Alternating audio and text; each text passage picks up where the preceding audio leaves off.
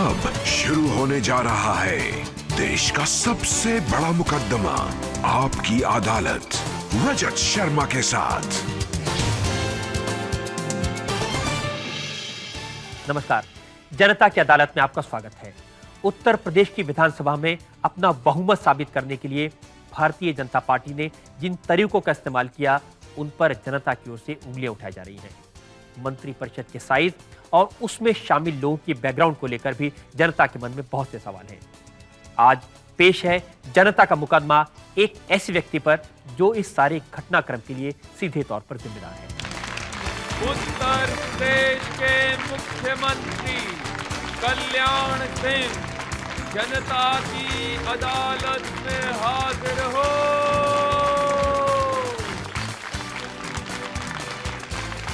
उत्तर प्रदेश के मुख्यमंत्री कल्याण सिंह पर आरोप है कि इन्होंने सत्ता के लिए सिद्धांतों से समझौता किया।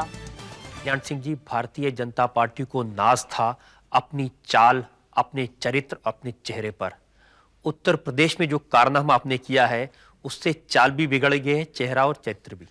अभी तक जो कुछ हमारे बारे में कहा जाता रहा था कि भारतीय जनता पार्टी गोल के नज़दीक तो पहुंचती है, लेकिन जब 2 कदम रह जाते हैं तो गोल से पीछे हट जाती है। ये सत्ता की राजनीति करना नहीं जानते।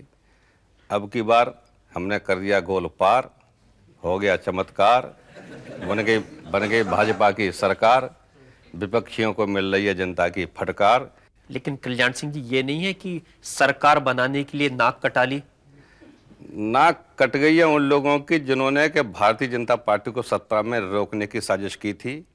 वो अपनी अपनी नाक की चिंता करें, हमारी नाक नहीं कटी।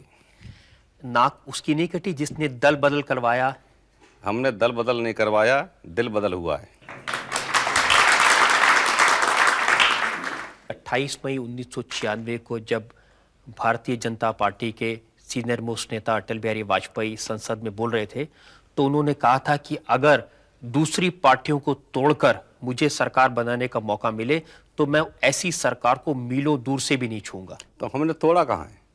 अब किसी पार्टी के नेताओं के दुर्व्यवहार के कारण से या किसी पार्टी की जनविरोधी नीतियों के कारण से कोई पार्टी टूटती है तो उनकी पार्टी को इकट्ठा रखने की मेरी जिम्मेदारी कहाँ है?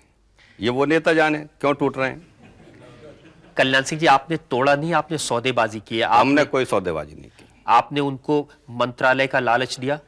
नहीं, लालच न तो उनकी कोई शर्त थी, न कोई मांग थी, और न हमने कोई लालच दिया था।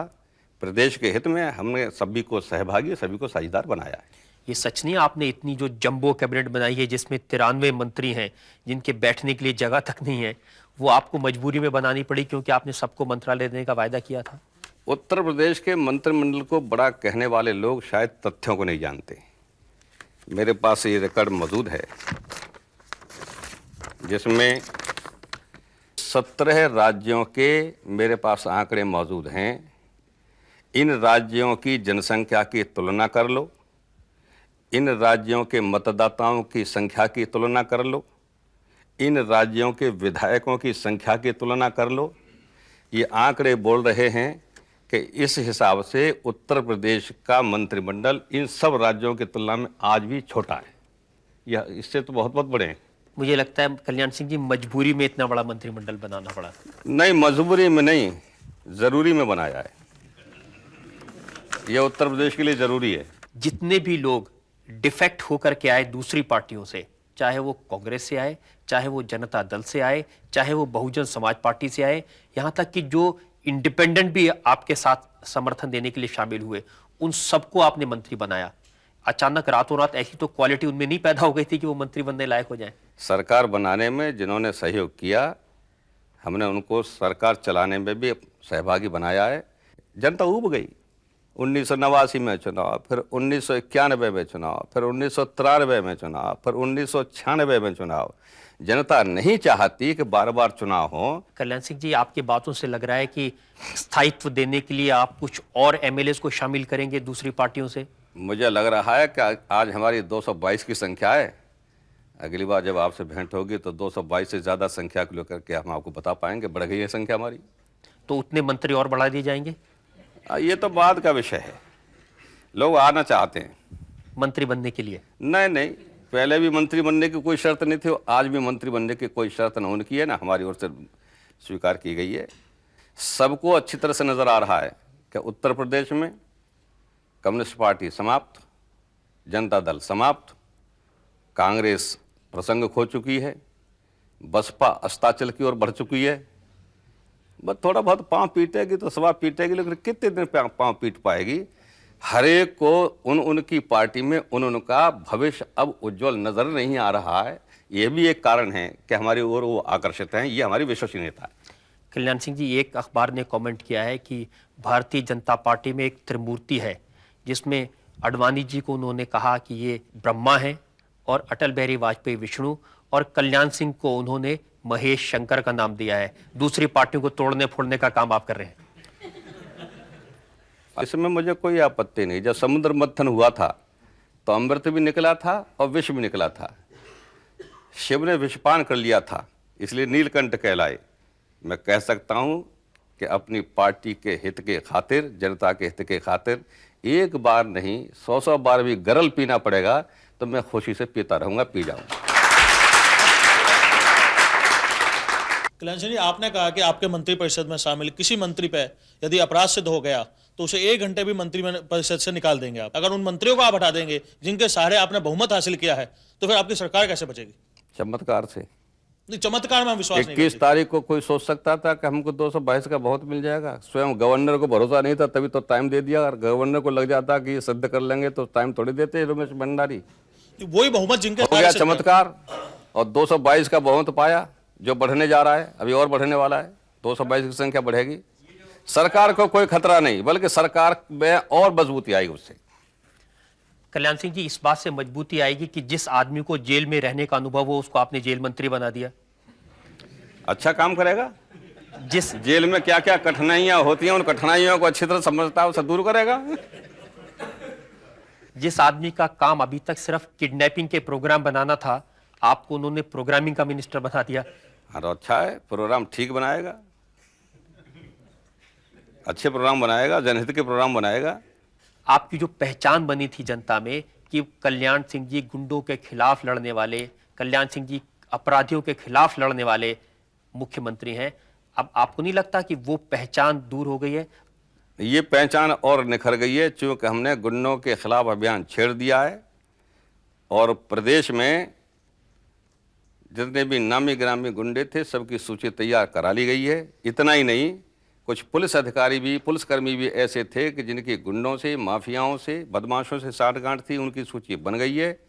बहुत से उसमें से हमने सस्पेंड किए हैं और बहुत सौ को महत्वपूर्ण स्थानों से हटा करके महत्वहीन स्थानों पर डाल दिया है और उनके ऊपर निगरानी की जा रही है। जिन लोगों का माफिया से नाम जोड़ा जाता था वो मंत्री बन जाएंगे तो गुंडागर्दी कैसे दूर होगी? वैसे ही माफियागर्दी खत्म हो गई। अगर आपकी ही बात को सच मान लिया जाए, जो सच नहीं मानता मैं, तो अब कहाँ है गुंडागर्दी, कहाँ है माफियागर्दी? सब अपनी जिम्मेदारी निभा रहे हैं।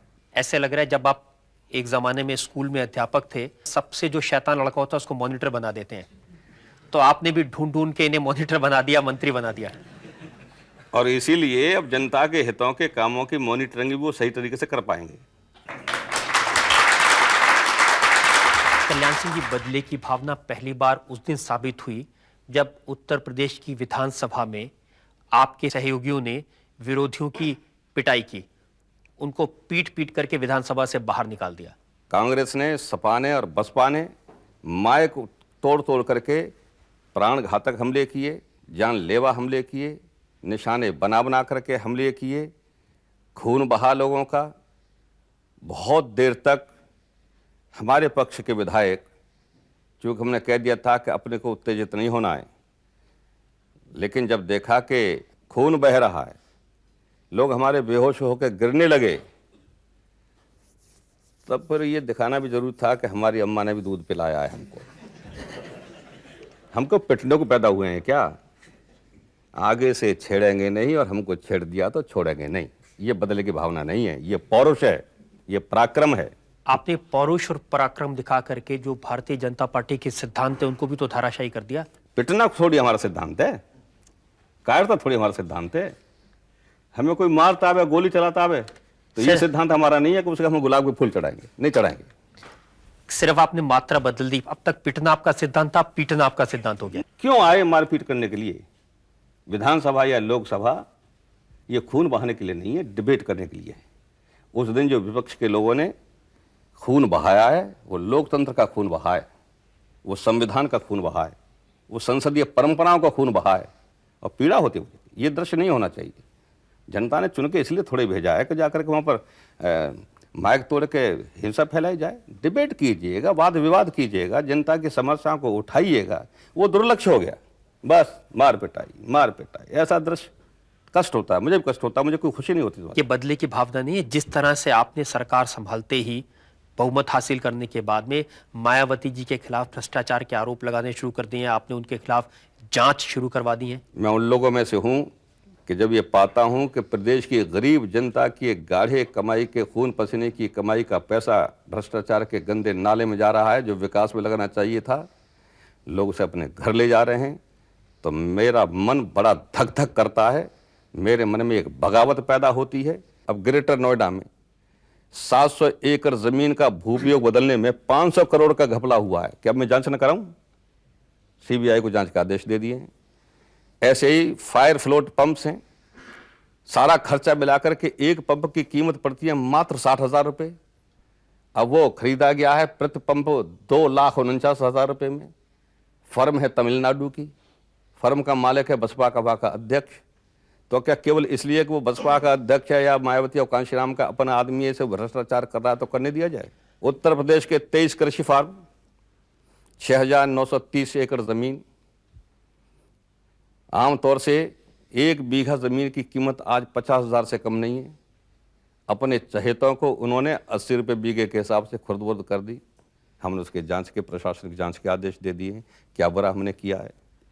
अम्बेडकर पार्क जो शुरू में मात्र 10 करोड़ की योजना बनी थी, वो शैतान की आंत की तरह से बढ़ता गया 83 करोड़ से ज्यादा का पहुंच गया।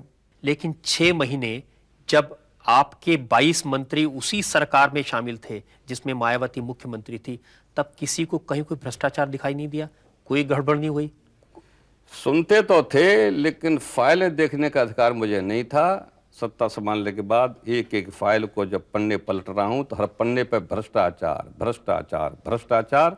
मन बना लिया है कि भ्रष्टाचार का जो भी मामला आएगा, अभी और आने वाले मामले हैं, हम सबकी जांच कराएंगे। बचपन में कविता पढ़ी थी मैंने कि मैं तो वही खिलौना लूंगा मचल गया दीना का लाल। कल्याण सिंह जी इस बात के लिए मचले हुए हैं कि मुझे तो हर हालत में मुख्यमंत्री बनना है, चाहे कुछ हो। मैं इस बात के लिए मचला हुआ हूं कि उत्तर प्रदेश में हर हालत में भारतीय जनता पार्टी की सरकार बने। जनता की अदालत में आपका स्वागत है।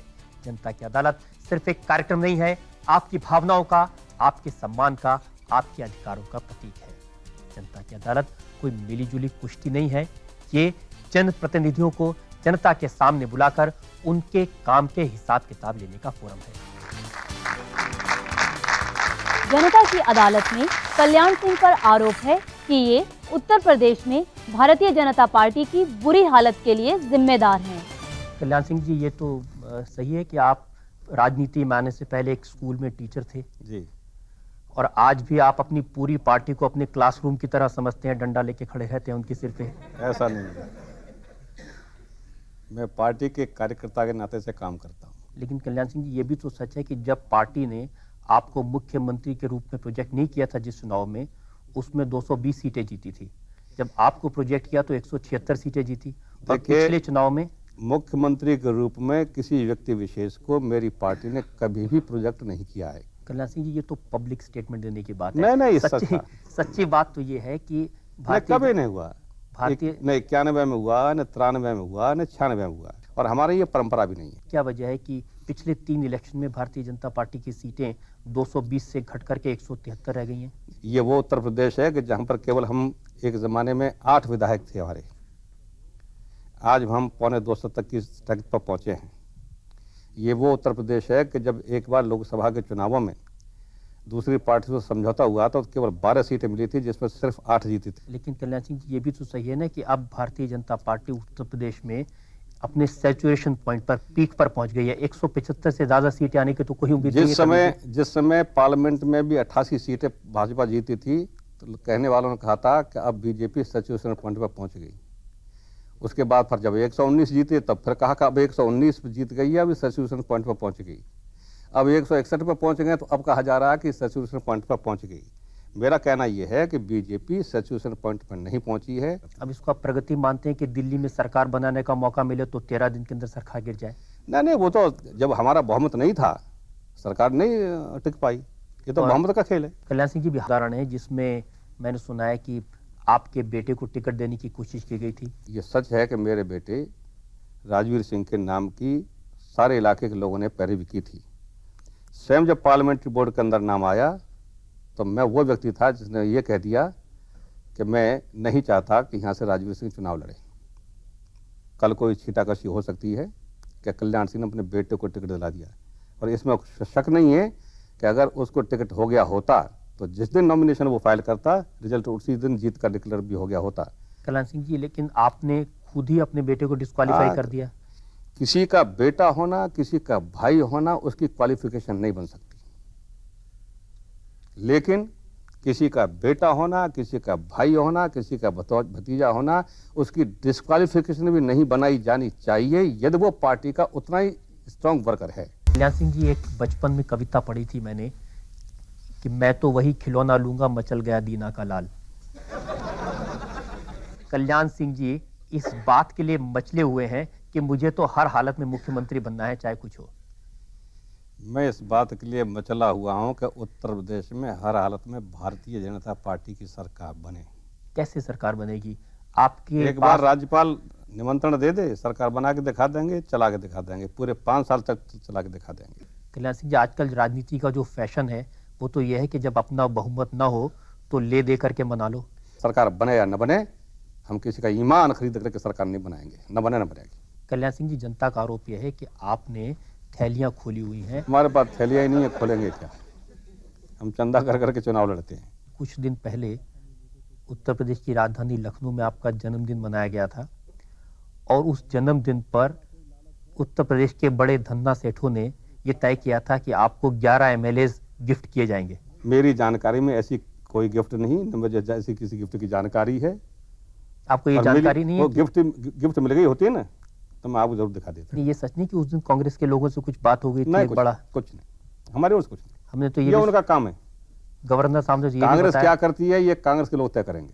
हमें कोई समर्थन देना चाहेगा तो कह देंगे, दरवाजे बंद कर देंगे, ना ना ना तेरा समर्थन नहीं चाहिए, देगा स्वागत करेगा, लेकिन उनका काम है ये वो जाने। नहीं देंगे तो भी उनका अधिकार, देंगे तो भी उनका अधिकार। कल्याण सिंह जी, कांग्रेस के नेताओं का इल्जाम यह है कि आप उनकी पार्टी को तोड़ने की कोशिश कर रहे हैं, आप उनके MLAs को हम किसी पार्टी को तोड़ने की कोशिश न करते हैं न कर रहे हैं।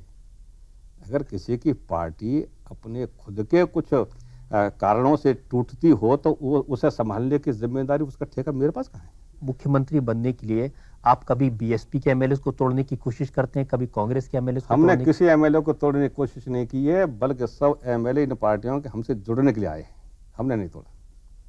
और मैंने बता दिया कि कोई विधायक नहीं चाहता किसी पार्टी का कि फिर से इतना जल्दी चुनाव हो। अभी ओथ नहीं हुई, कुंवारे के कुंवारे बैठे बेचारे सबके सब। अभी आप तो इसको धमकी की तरह इस्तेमाल कर रहे हैं कि अगर भारतीय जनता पार्टी सरकार नहीं बनी। ये तथ्य है, ये धमकी नहीं है, ये तथ्य है। और ये तथ्य, इस तथ्य को हर पार्टी का विधायक जानता है, इसीलिए तो हमसे बात कर रहे हैं। हमसे कौन बात करता? ये तथ्य है, धमकी नहीं। धमकी तो है ही नहीं, धमकी हम कर देंगे। ये कब तक बातचीत पूरी हो जाएगी इन लोगों से? देखते हैं, सुप्रीम कोर्ट का फैसले का इंतजार कर रहे हैं अभी। कल्याण सिंह जी, सुप्रीम कोर्ट ये तो तय नहीं करेगा ना कि कांग्रेस और BSP के MLAs आपके साथ चले जाएं? नहीं, वो MLA तय कर रहे हैं, हम क्या तय करेंगे? आ रहे हैं, एक मौका दे दे, अपने आप आ जाएंगे लोग, तैयार बैठे। लेकिन आपकी जो केंद्रीय नेतृत्व है उसकी तो इच्छा ये है कि आप बहुजन समाज पार्टी के साथ मिलकर सरकार बनाएं। पार्लियामेंट्री बोर्ड की बैठक में मैं अपने विचार व्यक्त कर चुका हूं, और स्पष्ट तौर पर गिनती करके मैं बता चुका हूं कि बसपा के साथ मेल मिलाप करके भाजपा की कितनी भयंकर क्षति हो सकती है। पार्टी को कहीं आपके अंदर शंकर सिंह वाघेला की शक्ल तो नजर नहीं आती, इसलिए डर के आपकी बात मान लेते हैं? जो कोई भी शंकर सिंह जैसे अवसरवादी व्यक्ति के साथ मेरी तुलना करता है तो मैं ये मानता हूं कि अब तक की जीवन भर की मेरी तपस्या का अपमान कर रहा है, सिद्धांतों के प्रति मेरी प्रतिबद्धता का अपमान कर रहा है, पार्टी के प्रति और विचारधारा के प्रति मेरी निष्ठा का अपमान कर रहा है। मैं संघ का संरक्षक हूँ, संघ का संरक्षक होने पर मुझे गर्व है। मैंने सिद्धांतवादी राजनीति सीखी है।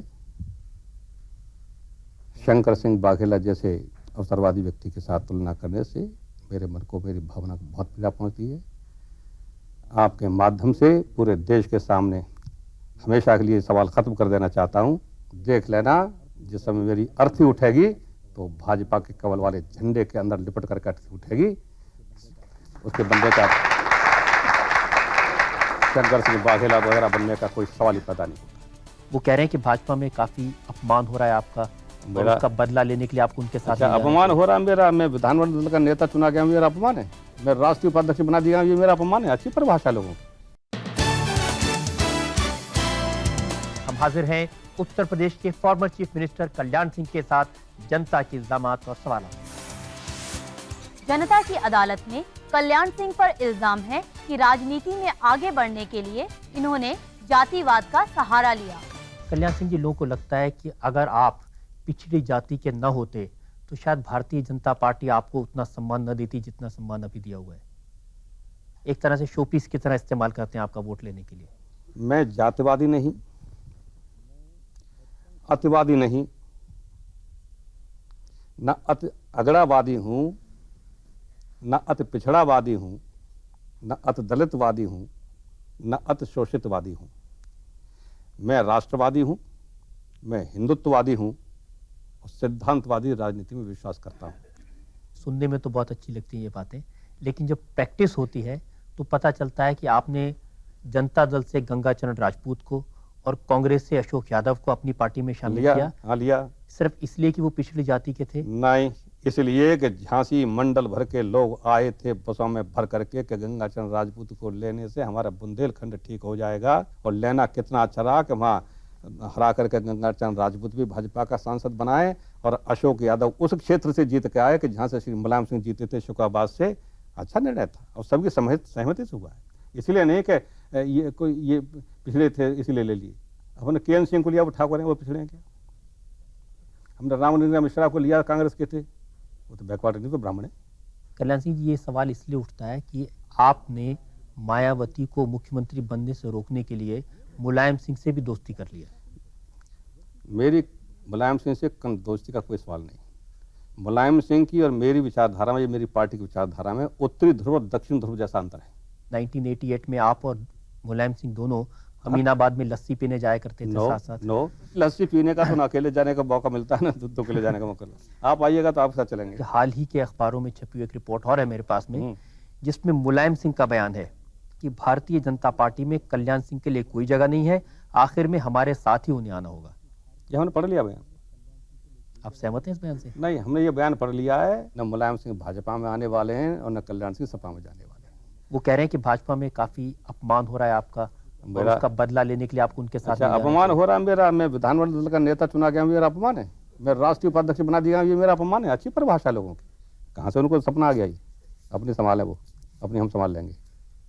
लेकिन आप ये नहीं मानते कि उत्तर प्रदेश में आज जो पूरी राजनीति है वो जाति के आधार पर चल रही है?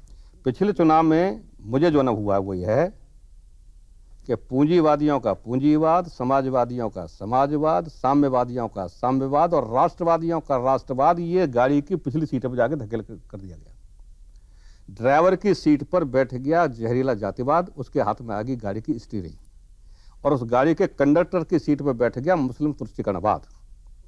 इसलिए अच्छा कौन है, बुरा कौन है, इसकी पहचान खत्म हो गई, गाड़ी गड्ढे में गई है। जो विश्व हिंदू परिषद है, उन्होंने ये कहा है कि क्योंकि भारतीय जनता पार्टी ने हिंदुत्व को पीछे रख दिया, इसलिए इन चुनावों में उनकी बुरी तरह से हार हुई है। ऐसा मैं नहीं मानता। भारतीय जनता पार्टी का मुख्य पॉलिटिकल प्लैंक हिंदुत्व है। इसे न छोड़ा है, न आगे जाकर के छोड़ा जाएगा। देखिए कल्याण सिंह, आपने ये जो कहा है हाँ। वो मैंने भी पढ़ लिया है, मैं उसका प्रतिवाद कर रहा हूँ। गिरिराज किशोर की जो मैंने पढ़ लिया है, जो आप पढ़ना चाहते हो मैं पढ़ चुका हूँ इसके लिए, और उसका खंडन करना चाहता हूँ कि बीजेपी ने हिंदुत्व के प्लंक को नहीं छोड़ा है, नहीं छोड़ेगी। अगर आप भविष्य में जब भी मुख्यमंत्री बनेंगे तो श्री राम मंदिर का पुनर्निर्माण खूब भव्य तरीके से होगा। राम मंदिर के निर्माण के लिए यूपी की सरकार बनाना पर्याप्त नहीं है, केंद्र में भी भाजपा की सरकार का आना जरूरी है, क्योंकि अब मामला सारा के सारा पूरे अधिग्रहण हो गया, सारी भूमि का वो केंद्र के पास है। पहले तो आप राम के नाम पर सिर्फ यूपी में सरकार बनाना चाहते थे, अब राम के नाम पर केंद्र में सरकार बनाने की कोशिश हो रही है। हाँ हाँ, इसमें कोई संदेह नहीं है। राम को जब हम राष्ट्र के साथ जोड़ के चल रहे हैं तो राम का नाम तो केंद्र की सरकार साहब वैसे ही जुड़ जाना है। लेकिन राम के नाम पे बनी सरकार तो 13 दिन से ज्यादा नहीं चलती है। नहीं, 13 दिन का सवाल नहीं है। सवाल इस बात का है कि जो हमने सरकार बनाई थी सबसे बड़ी पार्टी के नाते से बहुमत नहीं जुटा पाए, सरकार गिर गई। उसमें बीच में राम कहाँ गए? नहीं, इसलिए क्योंकि सेक्युलर फोर्सेस इकट्ठी हो गई और उन्होंने सांप्रदायिक ताकतों की सरकार नहीं बनने दी। उत्तर प्रदेश में ये नारा लगाया जा रहा है। अगर उनको लगता है कि सेक्युलर फोर्सेस की ही जीत हुई है तो इन सेक्युलर फोर्सेस को सरकार बनाने के लिए कौन रोक रहा है? क्यों नहीं इकट्ठा होकर के सेक्युलर फोर्सेस उत्तर प्रदेश में सरकार बनाने के लिए? मैंने तो नहीं रोका, मेरी पार्टी तो नहीं रोका है। ये केवल नारा है। ये सब अवसरवादी दल हैं, ये सब सांप्रदायिक दल हैं, ये वोट बैंक की प्रदूषित राजनीति का सहारा लेने वाले दल हैं, जातिवाद की जहरी राजनीति करने वाले दल हैं। इनका सेकुलरिज्म से या निरक्षण से कोई लेना देना नहीं है। ये भी उतना ही बड़ा सच है कि भारतीय जनता पार्टी आज आइसोलेटेड है, अकेली पड़ गई है। कोई दल न उसको समर्थन करने को तैयार है, न कोई आपके साथ टेबल पर बैठ के खाना खाने को तैयार है। आइसोलेटेड तो होंगे ही। हमारी नीति अलग, सिद्धांत अलग, आदर्श अलग, कार्यक्रम अलग, अर्थात हमारी पहचान अलग। लेकिन आपका बस एक ही मुद्दा है, राम भूमि और ये बाबरी मस्जिद। लेकिन ये से तो एकदम साफ साबित होता है कि आपने धर्मत्व का अपनाया है। क्या आपके पास एक मिनट, जस्ट मिनट, आपके पास क्या ऐसा कोई मुद्दा नहीं है जिससे आप कह सके कि हम ये करेंगे जिससे हमारा देश एक अच्छा सुधरे? क्या आपके पास एक ही मुद्दा है? वो एक अकेला वही एक मुद्दा नहीं है। मुद्दे आर्थिक भी हैं, सामाजिक भी हैं। अभी मैंने कहा कि सामाजिक बदलाव के लिए हमने कहा कि हम सबको साझेदारी, सबको न्याय देने के पक्ष में हैं। राजनीति में भी, संगठन में भी, सत्ता में भी देना पड़ेगा। सामाजिक दृष्टि से भी हम बड़े स्पष्ट हैं, आर्थिक दृष्टि से भी। और जहाँ तक राम जन्मभूमि का है, हम हैं प्रतिबद्ध। 6 दिसंबर 1992 को जो विवादित ढांचा गिरा, इस एक्शन को खेद और पश्चाताप न होने को उत्तर प्रदेश की जनता ने तो अप्रूव नहीं किया। ने किया, कैसे नहीं किया? उसके बाद 2 चुनाव हुए। हाँ, तो उन दोनों मैंने चुनाव बता में दिया, मैंने आपको बता दिया ना, सारा मुस्लिम हमारे खिलाफ पोलराइज हो गया। कुछ जातिवाद के कारण से वोट दाएं बाएं हुए। 6 दिसंबर की घटना है, उसके बाद आप ये उम्मीद करते हैं कि मुसलमान कभी भारतीय जनता पार्टी को वोट देगा? दे रहा है ना। आज सही अर्थों में अगर विचार करेगा तो भाजपा ही मुसलमान की दोस्त बन का काम कर रही है और करेगी, क्योंकि इतना जरूरत हम बहकाते नहीं। हमने कह दिया कि राम जन्मभूमि में मंदिर बनेगा तो बनेगा, देना 2 वोट नहीं देना। कल्याण सिंह जी, विधानसभा की जब 425 सीटों के लिए आपने टिकट बांटे थे तो कितने मुसलमानों को टिकट दिया था? निकले 3 थे, एक गाड़ा छोड़ के भाग गया, एक का पता नहीं लगा, एक ही लड़ पाया। अब हमारा कसूर इसमें? इससे तो पता चल जाना चाहिए ना कि आपके साथ खड़े होने में थोड़ी तकलीफ होती है उन्हें। तो तकलीफ होती है तो फिर धीरे धीरे उनकी तकलीफ दूर होगी, लेकिन उस तकलीफ को दूर करने के लिए हम अपीजमेंट की पॉलिसी नहीं अपनाएंगे, तुष्टीकरण की नीति नहीं अपनाएंगे, क्योंकि तुष्टीकरण की नीति और वोट बैंक की राजनीति ये देश के लिए खतरनाक है, लोकतंत्र के लिए खतरनाक है। लिखा जनता की अदालत में आज का मुकदमा। अगले सप्ताह फिर हाजिर होंगे एक नया मुकदमा लेकर, एक नई शख्सियत के साथ। तब तक के लिए